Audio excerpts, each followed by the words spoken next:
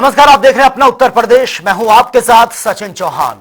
मुख्यमंत्री योगी आदित्यनाथ ने 86वें अखिल भारतीय पीठासीन अधिकारी सम्मेलन के समापन समारोह को संबोधित किया। इस दौरान उन्होंने विधानसभा की कार्यवाही और किए गए बदलाव को लेकर चर्चा की है। वहीं सीएम योगी ने कहा कि समाज के अंतिम पायदान पर खड़े व्यक्ति की आवाज को सदन में पहुंचाने की प्रेरणा हमारी संसद है। जो भी विधानसभा संसद के नियमों का अवलोकन कर ले तो उसे अपनी विधानसभा चलने में कोई दिक्कत नहीं होगी। लोकतंत्र की आधारभूत इकाई है हमारी विधायिका, और वास्तव में भारत के संविधान के संरक्षक के रूप में यह अपनी भूमिका का निर्वहन करते हुए देश के अंदर न केवल विधायी कार्यों के लिए एक रूपरेखा तैयार करती है, बल्कि समग्र विकास की भी कार्य योजना का एक महत्वपूर्ण मंच होता है। इस मंच का उपयोग कैसे होना है, कैसे करना है और उसके लक्ष्य क्या है, ये संविधान के 3 शब्द भारतीय लोकतंत्र की आत्मा के रूप में काम करते हैं। न्याय, समता और बंधुता। वास्तव में न्याय कैसे प्राप्त होना है, यह इसी विधायिका के मंच पर उसके लिए कानून तैयार होता है। उसकी आधारभूत इकाई यहां से है।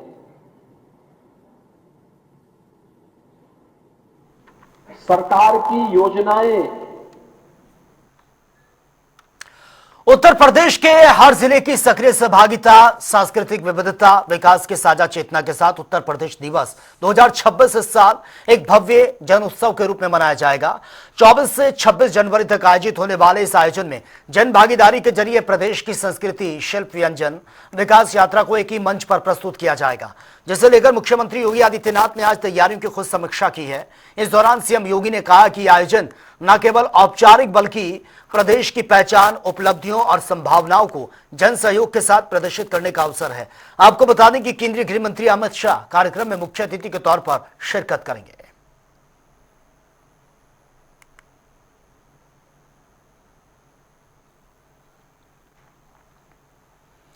और उत्तर प्रदेश कांग्रेस अध्यक्ष अजय राय और महाराष्ट्र कांग्रेस के वरिष्ठ नेता नाना पटोले ने आज काशी विश्वनाथ मंदिर में दर्शन पूजन किए हैं। और इसके बाद मीडिया से भी बातचीत में नाना पटोले ने योगी आदित्यनाथ और नरेंद्र मोदी सरकार पर तीखा हमला बोला है। पटोले ने कहा कि माता अहिल्याबाई होलकर महाराष्ट्र की थी। उन्होंने पूरे देश में सनातन धर्म की रक्षा के लिए महत्वपूर्ण काम किए, लेकिन हमें उस स्थान तक जाने से रोक दिया गया जहां पर मूर्तियां ये तोड़ी गई हैं। और इसकी पूरी रिपोर्ट राहुल गांधी को सौंपी जाएगी।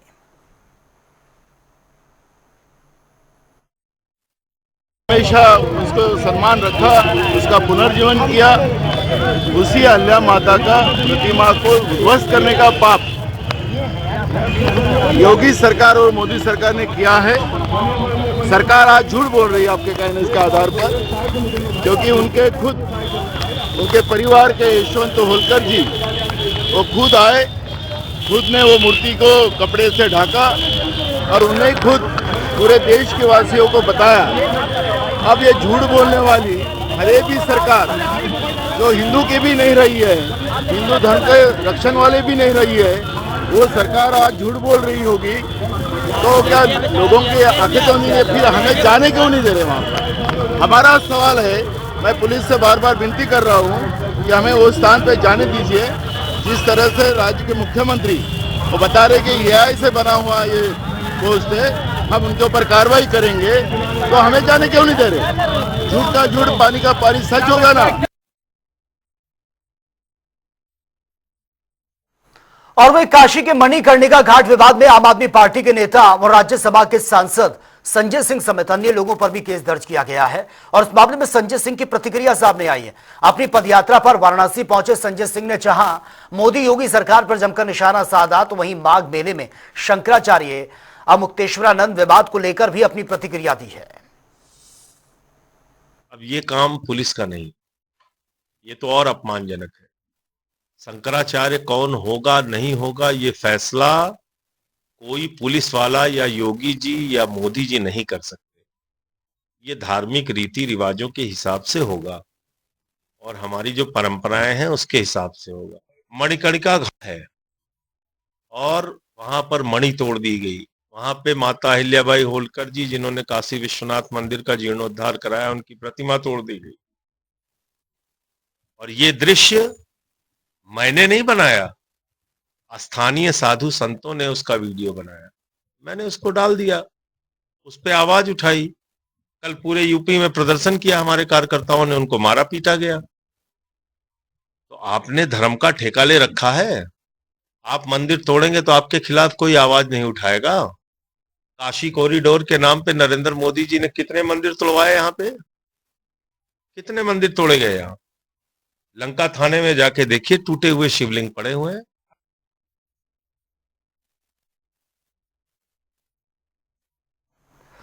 कांग्रेस नेता राहुल गांधी रायबरेली के दौरे पर थे, जहां पर आयोजित एक खेल टूर्नामेंट के उद्घाटन के दौरान एक भावनात्मक और ऐतिहासिक क्षण देखने को मिला है, जब राहुल गांधी को उनके दादा फिरोज गांधी का दशकों पहले खोया हुआ एक ड्राइविंग लाइसेंस उनको सौंपा गया है, जिसे देखकर राहुल काफी भावुक नजर आए हैं। राहुल गांधी ने लाइसेंस को बड़े गौर से देखा और तुरंत उसकी तस्वीर अपने मोबाइल से अपनी मां सोनिया गांधी और बहन प्रियंका गांधी को व्हाट्सएप के जरिए उन्होंने सेंड की है।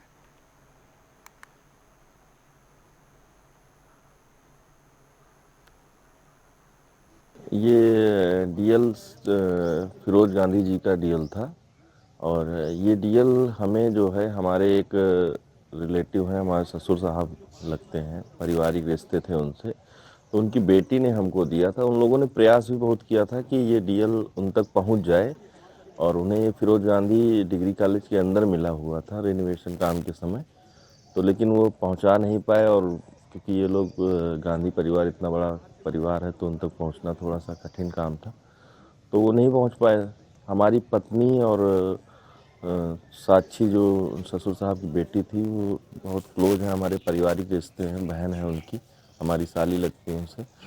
तो उन्होंने दिया हमारी पत्नी को कि दीदी आप पॉलिटिकल हैं, राजनीति में हैं, तो कभी आप मिलें तो ये दे दीजिए, ये उनकी अमानत। और उधर उत्तर प्रदेश राज्य महिला आयोग के कार्यालय में समाज कल्याण विभाग की विभिन्न योजनाओं को लेकर मासिक समीक्षा मीटिंग का आयोजन हुआ, जिसे लेकर जहां इस मीटिंग में महिला आयोग की अध्यक्ष कविता सिंह चौहान ने सभी उपाध्यक्ष और सदस्यों से महिला आयोग द्वारा चलाई जाने वाली कार्यों की समीक्षा की और आगे की जो स्ट्रैटेजी है वो तय की गई है। इस दौरान राज्य महिला आयोग की अध्यक्ष बबीता सिंह चौहान ने बताया कि समाज कल्याण विभाग द्वारा संचालित योजनाओं के लाभ दिलाने के लिए और पूरे प्रदेश की महिलाओं को जागरूक करने के लिए महिला आयोग लगातार इस पर काम कर रहा है।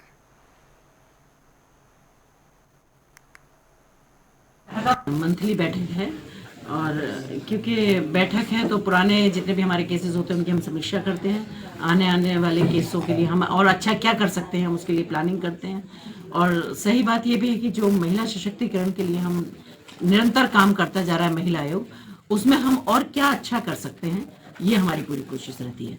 तो जैसे हम जिस दिन हमारी मीटिंग होती है तो हम किसी न किसी विभाग से जो हमसे संबंधित हैं वहाँ से किन्हीं अधिकारियों को बुलाते हैं। जैसा आज समाज कल्याण विभाग से यहाँ बुलाया गया है तो उनके विभाग की जो भी ऐसी योजनाएं हैं या केंद्र सरकार की योजनाएं, उत्तर प्रदेश सरकार की योजनाएं कि जिनके बारे में हम महिलाओं को ज़्यादा बेनिफिट दे सकते हैं या उनको बता सकते हैं, समझा सकते हैं।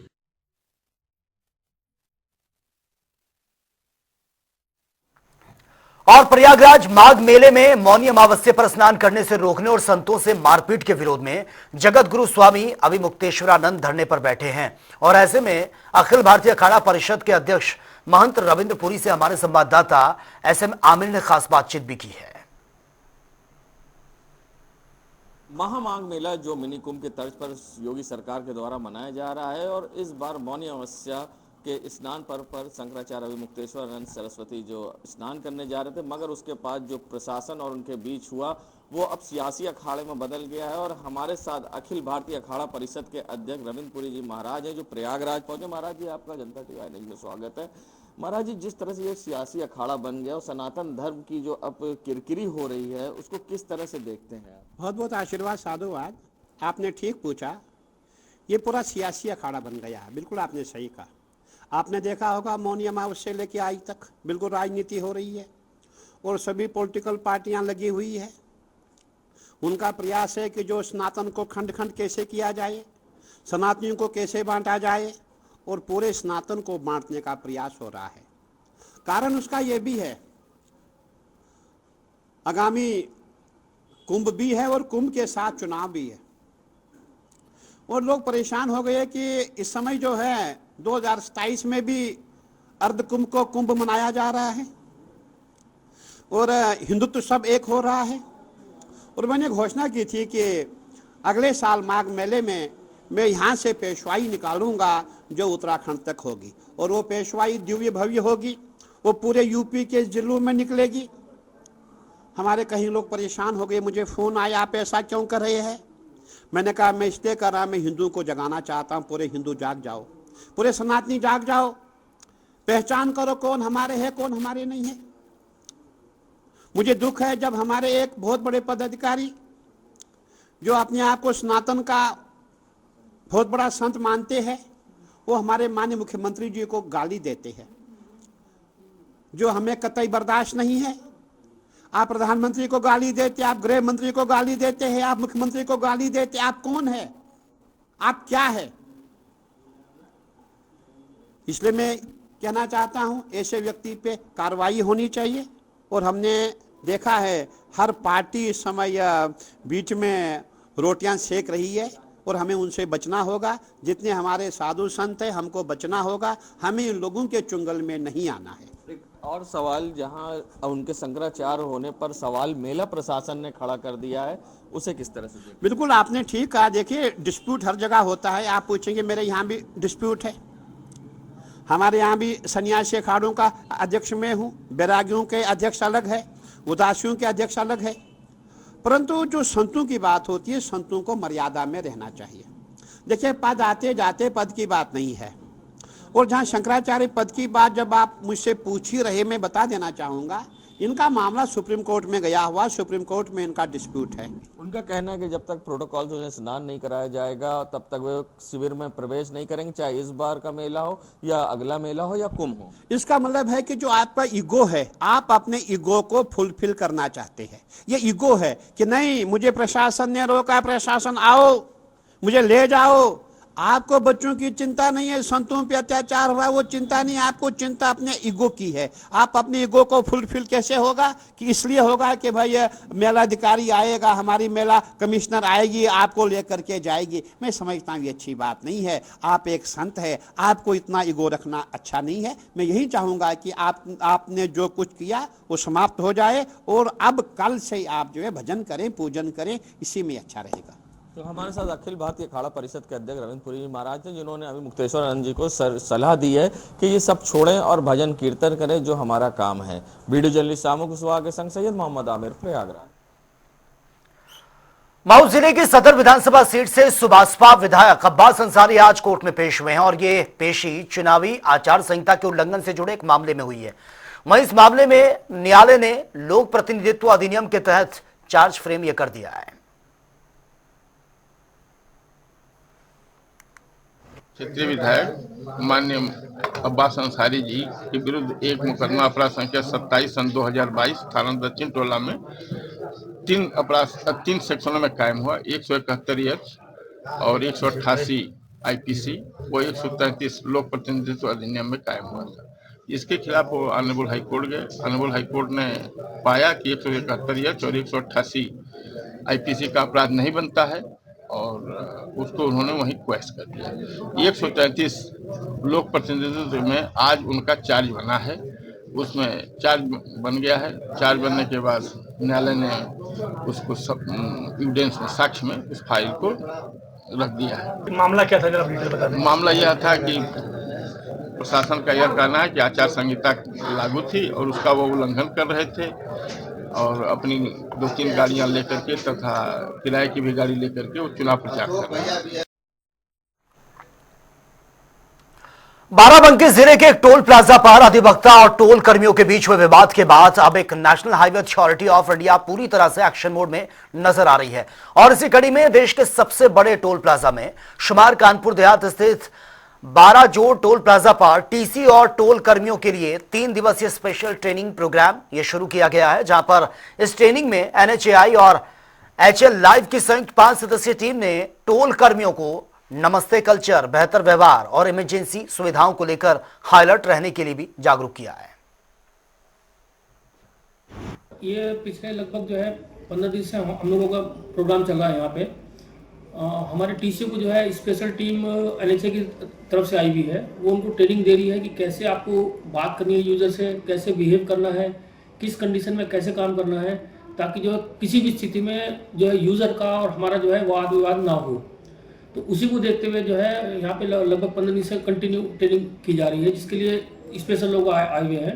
तो एचएल लाइफ केयर लिमिटेड और एनएचआई के बीच में साथ काम करने के लिए कुछ 5-6 प्रोजेक्ट हैं जिन पे काम कर रहे हैं, जिनमें एक है जो अभी मनोज जी ने बताया आपको कि जो टोल स्टाफ है उनको ट्रेनिंग देना, उनके बिहेवियर को चेंज करना, वहाँ पे नमस्ते कल्चर फॉलो करवाना, वहाँ पे यूजर से बेहतरीन तरीके से बात करना, वहाँ पे जो हमारा क्या नाम से जो यूजर हैं उसके साथ में एक अच्छा बिहेव हो, लड़ाई झगड़े कम हो, उसके लिए काम करना।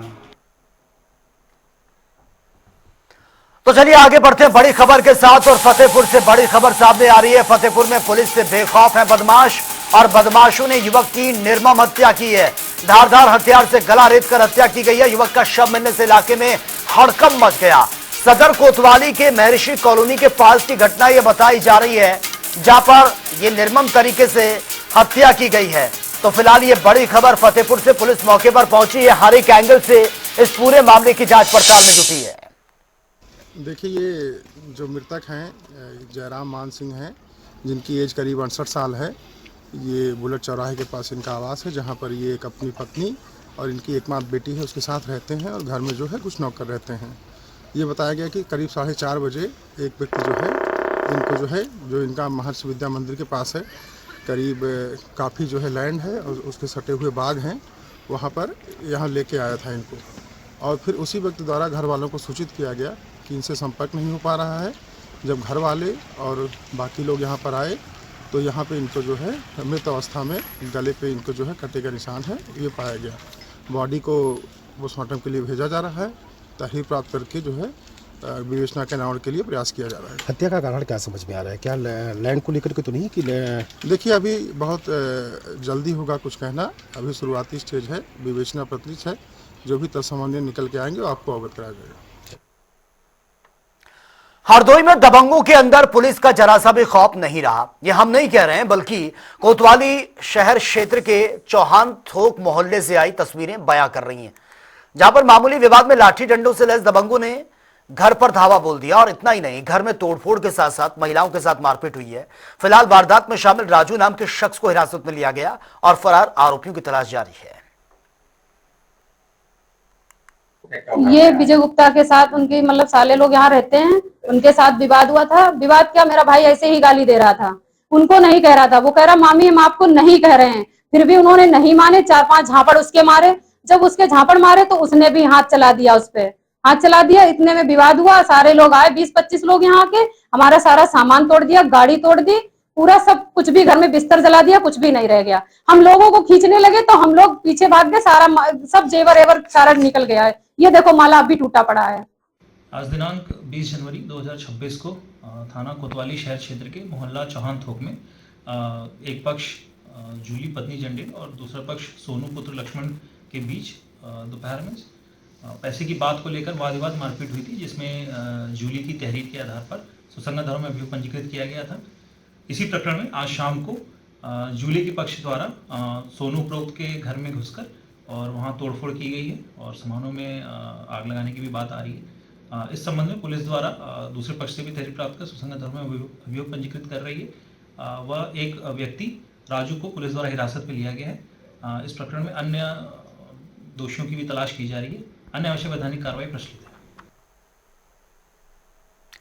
हमीरपुर के गुजोरा से एक ऐसा मामला सामने आया जिसने खाद्य और रसद विभाग की कार्यप्रणाली पर गंभीर सवाल खड़े कर दिए हैं। दरअसल यहां पर एक कोटेदार पर लगभग 2.5 सालों से एक दंपत्ति का राशन हड़पने का आरोप है। हमारे संवाददाता अंकित पांडे की एक बार ये रिपोर्ट देख लेते हैं। केंद्र सरकार, प्रदेश सरकार भले ही कितनी योजना बना रही हो, लेकिन धरातल पे बिल्कुल भी दिखाई नजर नहीं आ रही है। आज हम कुरारा ब्लॉक के गजौरा ग्राम पंचायत में है, जो कि ककराऊ में आती है। यहाँ पर दलित समाज रहता है। इनका ये कहना है कि इनके ना तो आज तक राशन कार्ड बने हुए हैं, ना इनको किसी प्रकार का राशन सरकारी प्राप्त होता है। एक परिवार हमारे साथ में है, उनसे बात करते हैं। इनकी ये समस्या है कि इनका नाम यहाँ के जो कोटेदार हैं काफी रसूखदार माने जाते हैं। उनकी माताजी राम किशोरी के राशन कार्ड में राम कुमार और उनकी पत्नी नीलम का नाम चढ़ा हुआ है, लेकिन ना तो नीलम को और राम कुमार को राशन मिलता है। लेकिन एक चौंका देने वाली बात यह है कि जो कोटेदार है उसके राशन में इनके नाम तो चढ़े हैं, बराबर इनके नाम पर राशन उठाया जाता है, लेकिन इस गरीब और दलित समाज का जो परिवार जो मेरे पीछे खड़ा हुआ है, इनको कोई राशन नहीं मिलता है। आइए इनसे बात करते हैं क्या समस्या है और किस समस्याओं को लेकर आज इन्होंने अपनी बात रखी है। क्या नाम है? नीलम। क्या दिक्कत है? राशन नहीं मिलता है। क्यों नहीं मिलता है? वो ये कहते हैं नाम कट गया है।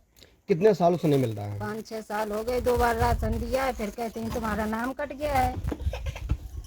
क्यों नाम कट गया है? अब पता नहीं सर, हमको क्या पता। जब हमने ये कराया, जब हमको पता चला है कि उन्हें अपने उसमें चढ़ाए यूनिट।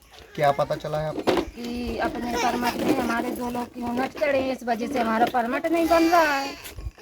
चलिए हमारे साथ इनके पति भी मौजूद राम कुमार, उनसे बात करते हैं कि उनको राशन क्यों नहीं मिलता है और जो इनके नाम का राशन है आखिरकार कौन खा जाता है। क्या नाम है? राम कुमार। आपको राशन क्यों नहीं मिलता है? अब यही नहीं मिलता, कगावत हमको दिलासा दे रहे हैं कि मतलब तुमको मिलेगा, और मतलब जानकारी जब हमने की है तब पता चला है। तो उसमें क्या पता चला है? राम किशोरी के उसमें चाहे है हमारे दोनों लोगों को, इसलिए नहीं राशन मिल रहा। आप बोल रहा है कि क्या बोल रहे हैं कि अब देंगे, तो अब क्या देंगे? अब हमको परमट चाहिए, राशन चाहिए जितने दिन का है। ये तो चलिए कोटेदार की एक शिकायत का नमूना है। ऐसे कितने राम कुमार यहाँ घूम रहे होंगे जिनका नाम तो चढ़ा हुआ है, राशन भी आ रहा है, लेकिन उनके घर तक, उनके हक तक उनका राशन नहीं पहुँच पा रहा है। ये देखना होगा कि विभाग ऐसे लोगों के ऊपर, ऐसे कोटेदारों के ऊपर क्या कार्रवाई करती है और राम कुमार और नीलम जैसे लोगों को कैसे न्याय मिलता है। हमीरपुर से जनता टीवी के लिए अंकित पांडे। तो फिलहाल इस बुलेटिन में मेरे साथ इतना ही, लेकिन तमाम खबरों के लिए आप बने रहिए जनता टीवी के साथ। नमस्कार।